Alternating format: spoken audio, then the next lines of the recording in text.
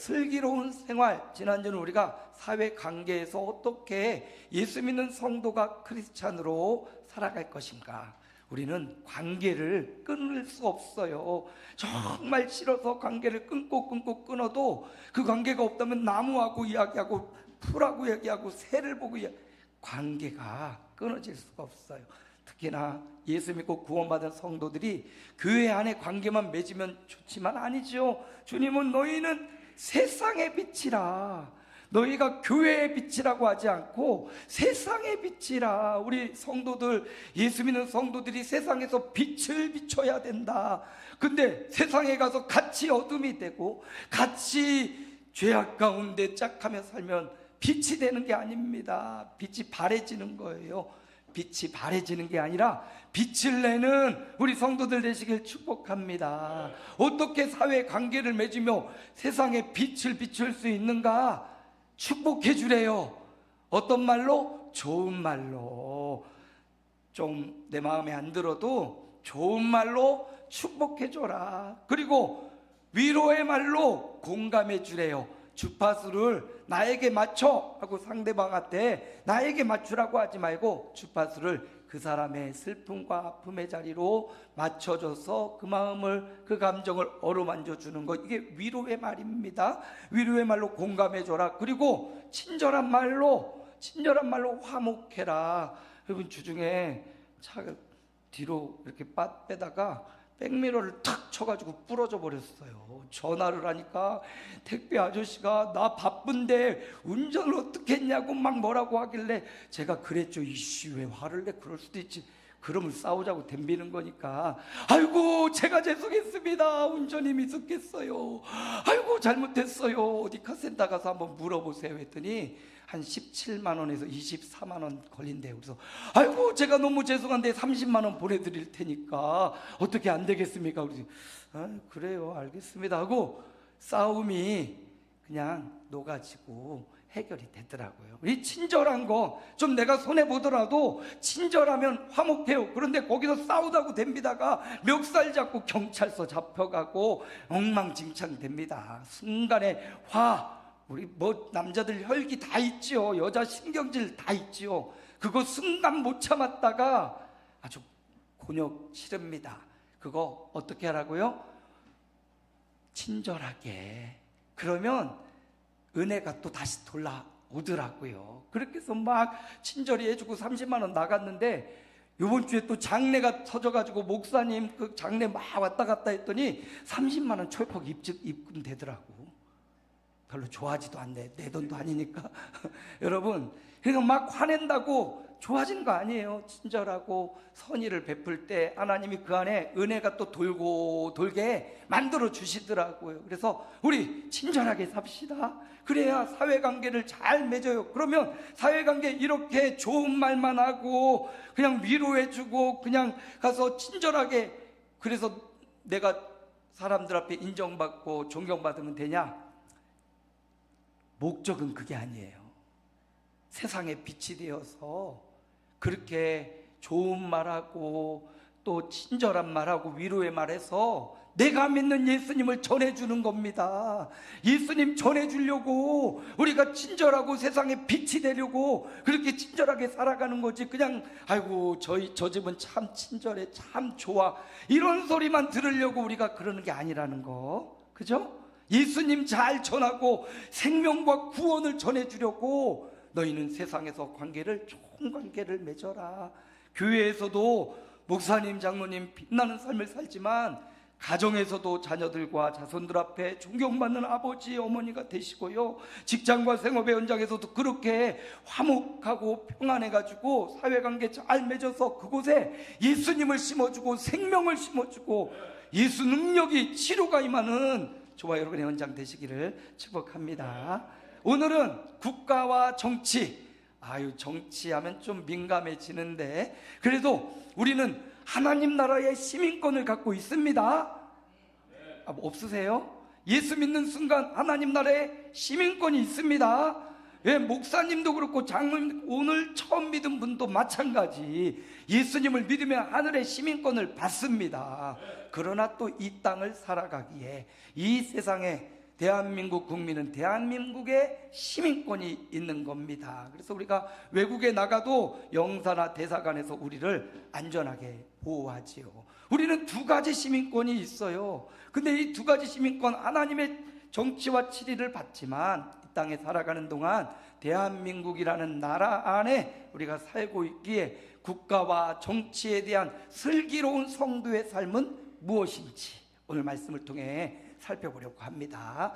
오늘 말씀 우리 1절 함께 읽어볼까요? 각 사람은 위에 있는 권세들에게 복종하라. 권세는 하나님으로부터 나지 않음이 없나니 모든 권세는 다 하나님께서 정하신 바라. 1절 말씀을 보면 각 사람, 모든 사람들은 뭐에 복종하라고요? 권세들에게 복종하라. 권세를 갖고 있는 사람들에게 복종하라. 그러니까 국가 권력을 잡고 있는 어떻게 보면 대통령과 정부의 요인들, 또 우리 안산시장이나 또 안산시 시의원이나 또 안산시를 정치하고 있는 국회의원들, 그들에게 복종하라. 시민으로서요 해야 될 바를 복종으로 나타내라, 이렇게 말하고 있습니다. 그런데 이 말씀을 그럼 무조건적으로 복종하냐? 아니에요. 이 말씀을 우리가 잘 이해해야 됩니다. 이 신학자들도 이 부분을 오해해서 무조건 권력을 잡은 자 앞에는 무조건 굴복하고 순종하라, 이렇게 가르치는 학자들도 있어요. 근데 보십시오, 오늘 말씀의 원리를 잘 알아야 됩니다. 우리는 보수도 있고 진보도 있어요. 그러나 저는요, 우리는 보수도 진보도 아니고 우리는 성도여야 합니다. 그렇죠? 다 정치적 성향이 우리 것을 잘 지키고 해야지 하는 좋은 보수가 있고요, 우리 것도 좋지만 앞으로 또 더 잘 나아가야지 좋은 진보도 있어요. 그런데 앞으로 나가지 않고 왜 거기만 있어 하는 나쁜 진보도 있고요, 그리고 왜 앞으로만 나가, 우리 걸 지켜야지 하면서 나쁜 보수도 있어요. 우리는 진보도 보수도 아니고요, 성도입니다. 하나님의 말씀을 중심으로 오히려 보수와 진보를 주장하는 그들을 비판하고 판별하고 분별할 수 있는 성도여야 된다. 그래서 교회 안에도 이렇게 정치 성향이 강한 분들이 계십니다. 가끔 저는 굉장히 우려스럽고, 정치 성향을 교회 안에서는 절대 드러내지 말라고 해요. 개인적인 성향이지 그것을 강요하거나 나와 다른 입장에 있는 사람을 비판한다면 성도가 아니에요. 그때부터는 정치 세력이 되는 겁니다. 그래서 여러분, 정치 세력 되지 마시고 성도가 되시길 바랍니다. 우리는 좌파도 아니고 우파도 아니에요. 좌파는 주로 진보, 우파는 주로 보수를 의미하는데 우리는 좌파도 우파도 아니고 우리는 전파입니다. 전파. 누구 전파? 예수 복음 전파. 아멘. 예수 복음 전파하기 위해서 때로는 보수 쪽에, 때로는 좌파 쪽에 있어서 착할 타면서 예수 복음을 전파하기 위해서 애쓰고 힘쓰는 그런 정치색의 성도로서, 그리고 예수 복음을 전파하는 전파자로서 여러분의 아이덴티티, 여러분의 정체성을 거기에 두시기 바랍니다.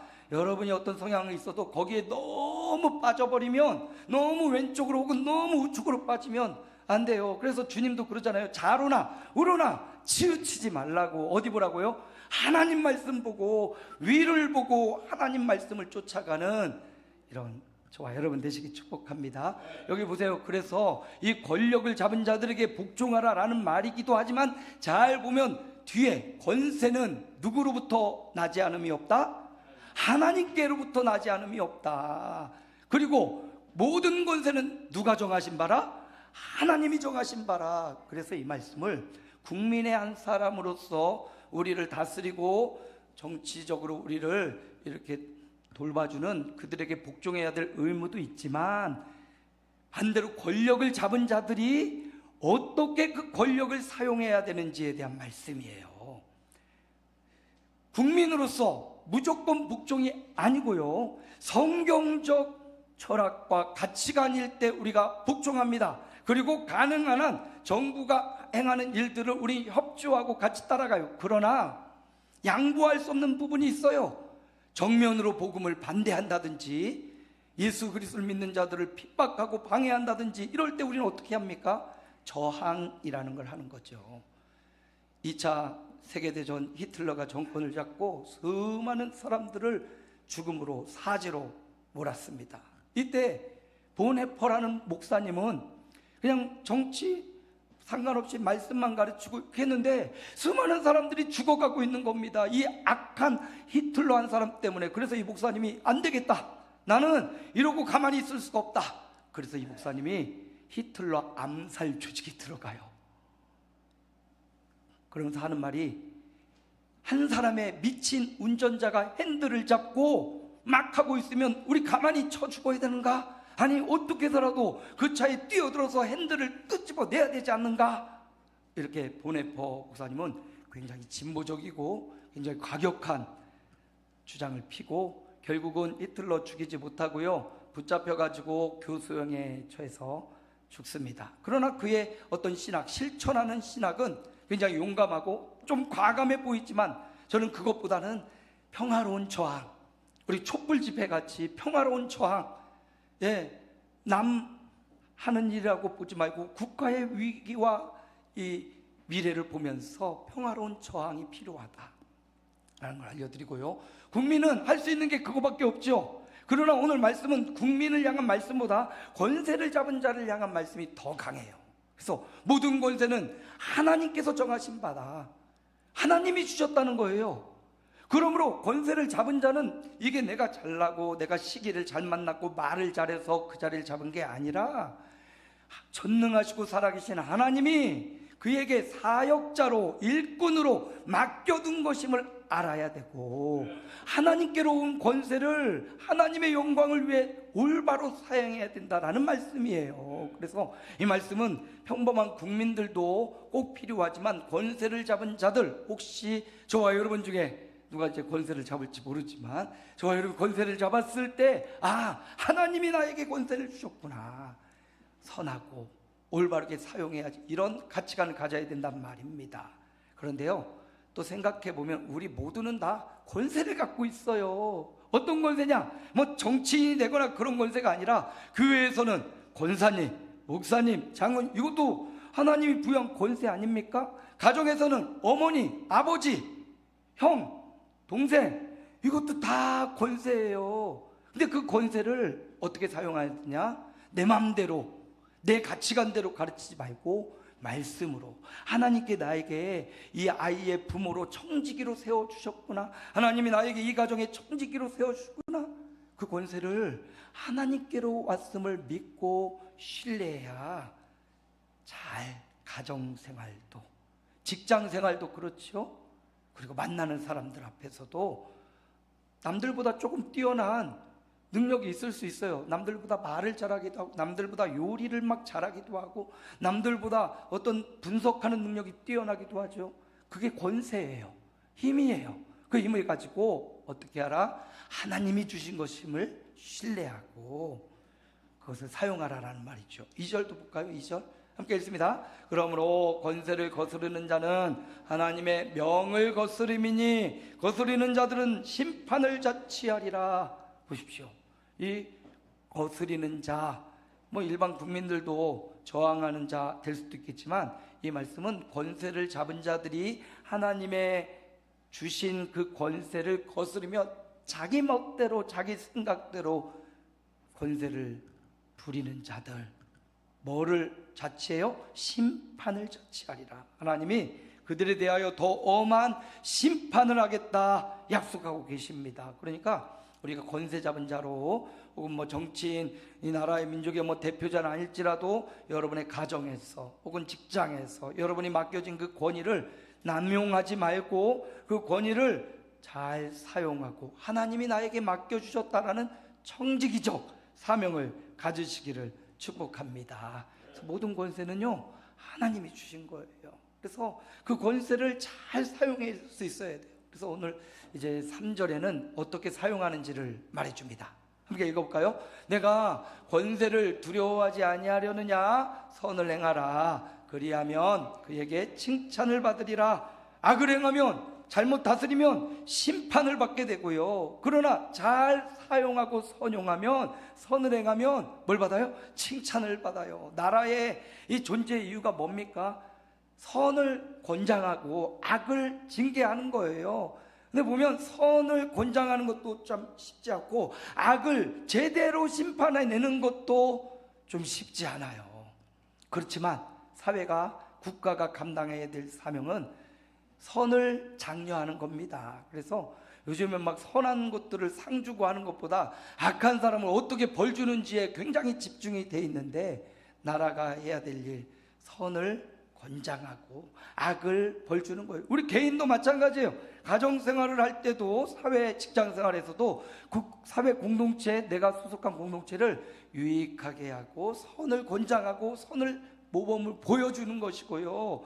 그리고 그렇게 하면 하나님이 칭찬을 받으리라 약속하고 있습니다. 한 절 더 볼까요? 4절도 함께 읽습니다. 그는 하나님의 사역자가 되어 내게 선을 베푸는 자니라. 그러나 내가 악을 행하거든 두려워하라. 하나님의 사역자라고, 권세자를 하나님의 사역자라고 부르고 있습니다. 그러면 우리는 한 국민으로서 하나님의 사역자를 선택할 수 있는 투표권을 갖고 있습니다. 오늘 로마서가 기록될 때는 투표권이 없어요. 그때는 네로가 황제가 되어서 폭정을 할 때입니다. 그런데도 바울은 권세들에게 복종하라 이렇게 말하면서 그 권세를 주신 이는 하나님이니 하나님이 네로야 너를 심판할 거다 이렇게 지금 말하고 있는 거거든요. 황제가 다스리는 그 시대에 이렇게 말할 수 있는 건 굉장한 용기예요. 사도 바울이 이런 용기를 가지고 말씀을 하고요. 그러면서도 모든 사람이 하나님의 사역자임을 분명히 하는 겁니다. 우리에게 권능을 주시고 힘을 주신 하나님이시고, 그걸 가지고 선을 베푸는 쪽으로, 그리스도를 나타내고 알려주는 쪽으로 사용하는 하나님의 백성이 돼야 되겠습니다. 공동체에 선을 추구하라 라는 말씀이에요. 그래서 교회 안에서도 마찬가지지만 국가와 정치를 대하는 저와 여러분의 입장도 우리 모두가 공동체의 선을 위해서 우리가 쓰임받아야 되는 것입니다. 요즘 보이스피싱이 너무나 진흥화돼 가지고 너무 무서운 세상이 되었어요. 알지 못하는 전화번호 받다가 막 그렇게 보이스피싱 걸리기도 하고요. 뭐 여러 가지, 요즘은 고액 알바 해가지고 당근이나 이런 데도 막 그런 게 굉장히 많이 나온다고 해요. 근데 거기 보면 제가 요즘 보게 된 건데, 리뷰 알바가 있어요. 어떤 물건을 사고 거기에 리뷰를 쫙 걸어주면 한 건당 2,000원, 3,000원, 크게는 5,000원, 10,000원을 준대요. 아니 쉽잖아요. 물건 하나 사고 리뷰 이렇게 잘 설명해 듣고 그러면 돈이 막 들어온다는 거예요. 한 달 정도는 계속 잘 들어온대요. 그러다가 한 달 정도 지나면 그 하는 사람이 이거 당신은 리뷰를 너무 잘 다니까 특혜를 주겠다고, 우리 조금 더 고수익을 얻을 수 있는 투자방이 있는데 거기에 당신 들어오라고, 한 10명에서 15명 되는데 들어오면 고수익을 남기게 해주겠다고. 여기서 잘 신임을 얻고 잘 줬잖아요. 쉽게 돈을 얻었잖아요. 그러냐고 신뢰를 얻고 거기 딱 그 방에 들어가면 혼자가 아니라 한 10명 정도 그 안에 들어가 있는 겁니다. 그 10명이 다 하나가 돼가지고 그룹으로 움직이게 하는 거예요. 그래서 이번에 우리 그룹이 어떤 코인에 투자할 건데, 자 300만 원씩 다 입금하십시오. 언제 돈이 나옵니다. 그런데 우리 그룹원 중에 한 명이라도 투자를 안 하면 무효가 됩니다. 아이고, 그럼 남한테 피해를 주잖아요. 내가 안 해서. 처음에는 막 조금 금액으로 한대요. 50만 원, 100만 원. 그러다가 3천만 원, 5천만 원. 피해 주기 싫으니까, 그리고 돈이 또 나오는 것 같으니까 계속 들어가다가 7억, 8억까지 간대요. 대출을 받아가지고 들어가기도 하고. 쉽게 돈 버는 것은 가짜가 많아요. 부업도 그런 경우가 많고요.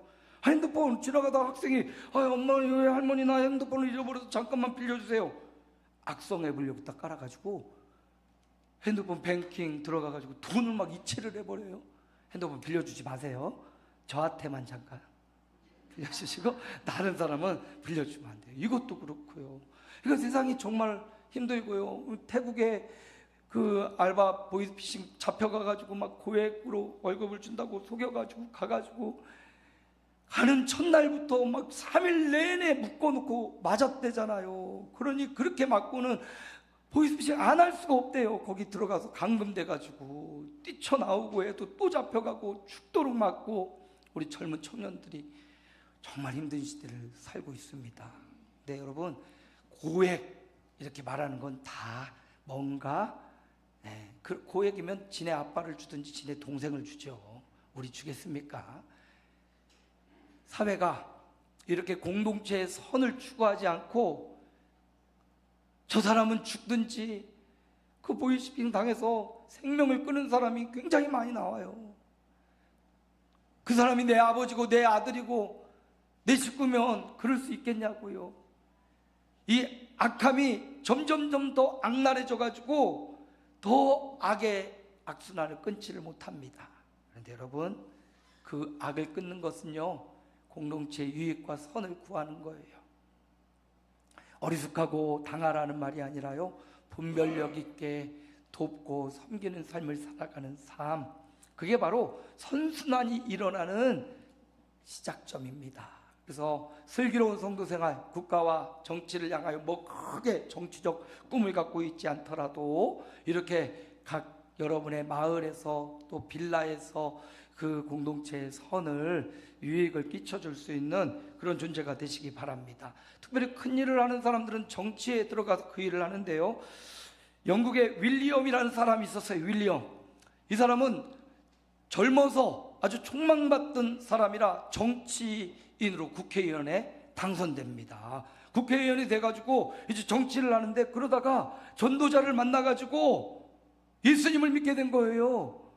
회심을 경험한 겁니다. 하나님을 경험했어요. 그래서 야, 이제 나 이 정치 이거 썩어빠진 정치 안 하고 난 예수님 잘 믿고 나 선한 일을 하겠다.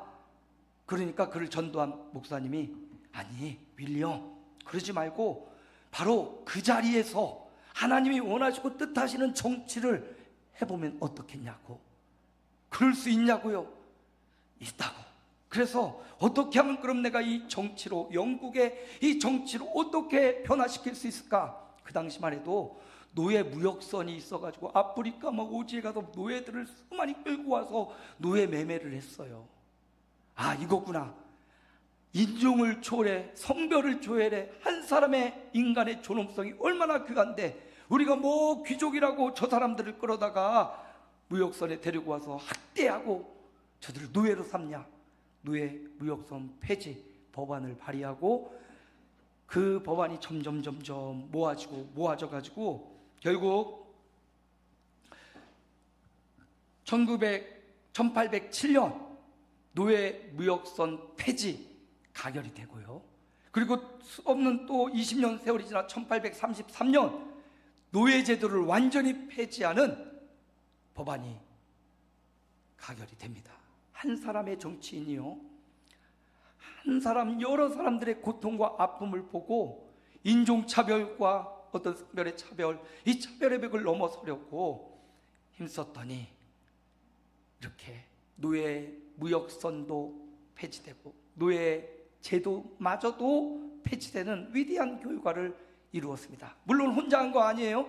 그 일을 주관하고 법안을 내고 함께하는 사람들 많이 만나고 협력을 하고 1833년 가결되고 이 윌리엄은 며칠 지나지 않아 죽었다고 해요. 근데 그가 그 법안이 통과되는 순간 하나님이 나를, 부족한 나를 예수 믿게 하시더니 이렇게 인종과 이 고통받는 노예들을 해방시키는 이 일에 나를 사용하셨다고 감사의 눈물을 흘리며 법안이 통과된 걸 보고 며칠 지나 돌아가셨다고 합니다.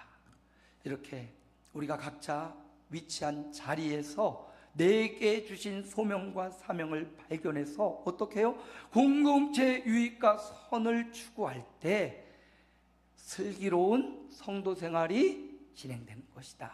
그래서 여러분, 물론 우리 성도들이 사회에서, 직장과 사업장에서 나쁜 성도들 없겠지만 더 어떻게 하면 나와 함께하는 이 직장의 동료들, 혹은 또 직장에 있는 직원들, 혹은 가족, 우리 가장 가까운 게 가족인데 가장 사랑해야 될 가족들을 가장 멀리하는 경우가 많아요.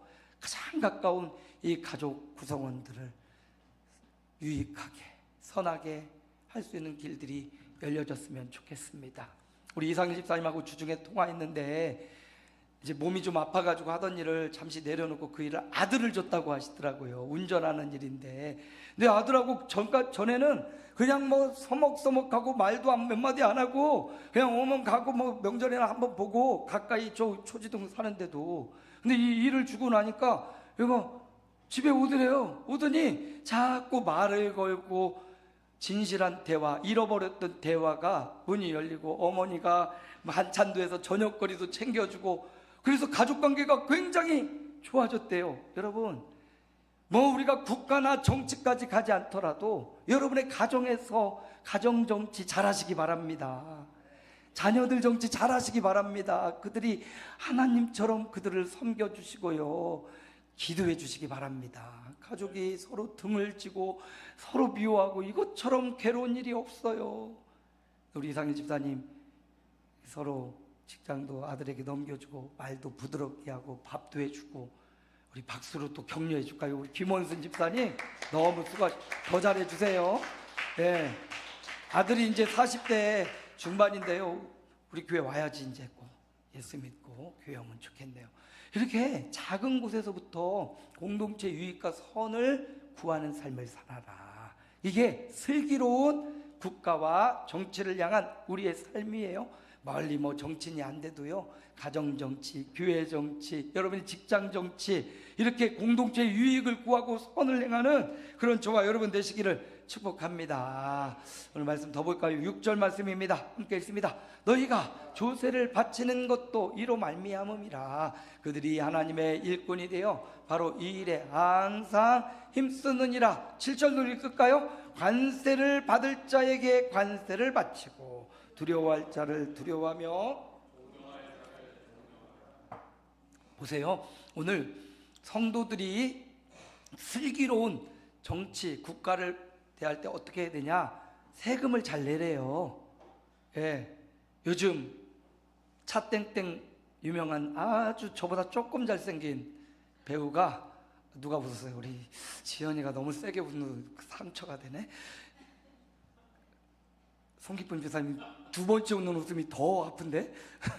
차은우 차땡땡 배우가 지금 막 세금 때문에 굉장히 힘들 상황이에요. 200억인가? 모르죠. 이제 뭐 밝혀지겠지만, 여러분 성도들은 마땅히 세금을 내야죠. 그리고 너무 많이 일부러 낼 필요는 없어요. 잘 세무사 또 기장도 해가지고 낼 만큼의 세금을, 정상적인 세금을 잘 내십시오. 그리고 공제 받을 것도 공제 받으세요. 성경도 그러죠. 세금을 내라. 관세도 내고 조세도 내라. 막 국민연금 뭐 이런 거, 우리 아버지가 국민연금 막바지에 이거 1년만 넣었으면요 평생 탈 수 있었거든요. 그거 아깝다고 몇만 원, 2만 5천 원인가 나오는데 그거 1년인가 안 내가지고요 평생 그거 연금을 못 탔어요. 아까운 세대죠. 세금을 내라는 거예요. 뭐 저 북유럽 나라들이 복지를 정말 잘한다고 하잖아요. 근데 그 사람들은 소득세를 50%인가 낸대요. 그만큼 많이 내니까 그들은 세금을 내면 이게 우리에게로, 내 자녀에게 돌아온다는 걸 믿으니까 세금을 내는 걸 자랑스럽게 생각한다고요. 그래서 세금을 내고 어린 유람에서 무덤까지, 뭐 결혼하면 집도 주기도 하고 살아갈 직장을 또 보존해 주기도 하고, 우리나라도 세금을 내는 거에 자랑스러운 나라가 돼야 되겠죠. 그래서 우리나라도 복지국가, 지금도 굉장히 복지가 좋습니다. 2026년부터 우리 의료보험이 굉장히 강화가 되고, 또 우리가 암에, 질병에 걸리더라도 이렇게 치료하는데 보장해주는 보험이 많고요. 암에 이렇게 걸리면 뭘 하라고, 한정특례인가? 그거를 딱 받으면요, 그러면 치료비가 굉장히 많이 보존이 되고 된다고 해요. 여러분, 한정특례, 이거 강창봉 권사님이 우리 아버지가 암일 때 알려줬어요. 권사님 어떡하죠? 그랬더니 이미 암에 시달리고 있던 권사님이, 목사님 빨리 의사들에게 암 진단을 받고 한정특례를 받아야 감면을 받습니다. 강창문 권사님 덕분에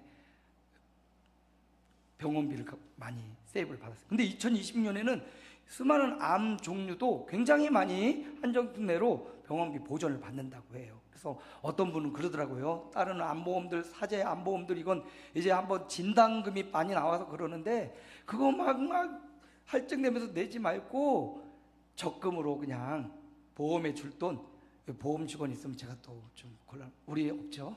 어쨌든 보험에 그렇게 넣지 말고 오히려 그 돈을 의료형 적금을 넣어서 그 돈을 모아두는 게 더 나을 수도 있다, 그렇게 말하기도 해요. 여러분의 선택입니다. 보험은 들어주면 그래도 유익한 점이 많이 있겠죠. 여러분, 우리나라가 복지가 점점 좋아지고 있습니다. 지금 많이 열악한 것도 사실이에요. 그런데 여러분, 아무리 복지가 좋아진다고 덴마크가 하나님 나라 될 수 없어요. 그렇죠? 아무리 복지가 좋고 시민권이 좋다고 해서 하나님 나라가 될 수는 없어요. 그러니 우리는 이 말씀을 보면서 두려워할 자를 두려워하며 존경할 자를 존경하라. 이 말은요, 권력자, 아주 거룩하고 성스럽고 잘 정치하는 그 사람을 두려워하고 존경하라는 말이기도 하지만, 더 근원적으로 따지면 그 권세를 주시는 하나님, 그리고 우리를 위해서 이 땅의 복지로 비교할 수 없는 하나님 나라를 예비하시는 주님, 하나님 나라를 이루어가라 라는 말입니다. 서울에 성동구에 가면 굉장히 성동구가 서울 안에서도 활발하고 발전이 잘 된대요. 옛날에 그 성동구는요, 공장지대였어요. 그냥 막 신발 공장, 에스카이아 공장도 있고 굉장히 냄새나고, 그리고 아파트도 큰 게 없고 막 저층이었습니다. 근데 그 성동구에 그쪽을 굉장히 구청장과 시민들이 협의를 해가지고 문화의 거리로 만들고 젊은이들이 넘쳐나요. 바로 그 유명한 성동구에 우리 김명성 집사가 거기 예전에 살았었고, 그때 옛날에 그때만 해도 진짜 후진 곳이었는데, 김명성 집사님 어머니 아버지가 거기 빌라를 끝까지 잡고 있어가지고 20억을 받고 보상받고 나와가지고, 맞아요? 20억 받고, 지금은 다른 데 아파트, 근처에 아파트 살아요. 구청장 한 명이요, 구청의 정치를 잘하니까 그 구청이, 주민들이, 우린 누군지 모르잖아요, 구청장이. 그 주민들이 그 구청장의 이름을 환호하더라는 거예요. 요번에 눈이 내려가지고 서울시내 전 곳이 막 마비가 될 때 이 성동구청은 미리 이 서해안에서 눈이 오기 시작하면 성동구까지 얼마 정도 걸리면 이곳에 온다라는 걸 계산해가지고 미리 살포를 해놓고, 염화칼슘, 성동구에는 사고가 안 나고 문제가 없었다는 거예요. 한 사람의 정치인이 한 구를 이렇게 변화시키고 전국에서 이 성동구가 하는 행정 시스템을 막 도입을 한대요. 버스 정류장에 막 부스를 만들어 가지고 하는 것도 그렇고, 도로에 열선을 양쪽에 깔아 가지고 눈이 오면 녹게 하는 그런 것도 그렇고, 그 바닥에 신호등 건널 때 우리 동네도 생겼습니다. 신호등에 보면 밑에 바닥에 불이 들어와요. 예전에 이 밑에 바닥에 안 들어오고 앞에 불만 보였잖아요. 이런 것도 그 성동구에서 개발을 했다고 제가 들었어요. 그러니까 한 사람의 정치인이 한 도시를 바꾸더라고요, 힘있게. 그래서 우리에게는 왕정시대가 아니라 민주주의 시대에 살고 있잖아요. 우리에게는 힘이 있는데 뽑을 수 있는 권리가 18세 이상, 19세 이상 주어졌어요. 잘 뽑아야 됩니다. 왕정제도가 아니잖아요. 세습하는 제도가 아니잖아요. 우리 시장을 뽑을 때, 우리 관할 국회의원을 뽑을 때, 대통령을 뽑을 때, 여러분, 보수, 진보, 좌파, 우파 따지지 말고 지혜롭게 성경적 가치관을 가진 사람, 예수 믿어도 성경적 가치관으로 정치 안 하는 분들 있어요. 예수 안 믿어도 성경적 가치관으로 공동체 유익을 구하는 사람 있습니다. 이거를 우리가 잘 분별해서 한 표를 잘 행사하자는 거예요. 좌파나 우파, 보수나 진보에 치우치지 말고 성경적 가치관, 세계관을 가지고 한 표를 행사해야, 그래야 우리가 살기 좋은 대한민국, 살기 좋은 안산시, 상록구, 부곡동을 살아갈 수 있습니다. 하나님 주신 그 지혜와 분별력으로 잘 잘 분별해서 선거로 여러분의 표를 행사를 하시고, 슬기로운 성도 생활, 결국 어떻게 우리가 성도로서 국가와 정치 가운데 참여하고 살아갈 것인지 오늘 말씀이 우리에게 지혜를 주고 있습니다. 어떻게 해야 되냐? 첫째, 하나님의 권세를 신뢰하는 거예요. 권세 잡은 자도 그렇고 그 권세 잡은 자에게 권세를 주시는 이는 하나님이심을 신뢰해야 되고, 내가 권세 있는 자라면 하나님께 이양받아 청지기로 그 권세를 부여받았다.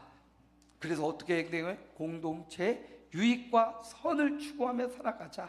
그리고 이 땅에 하나님 나라를 이루어가되 이 땅에 하나님 나라가 될 수 없기에 영원한 하나님 나라, 영원한 복지의 나라를 바라보며 시민으로서의 의무를 다하자.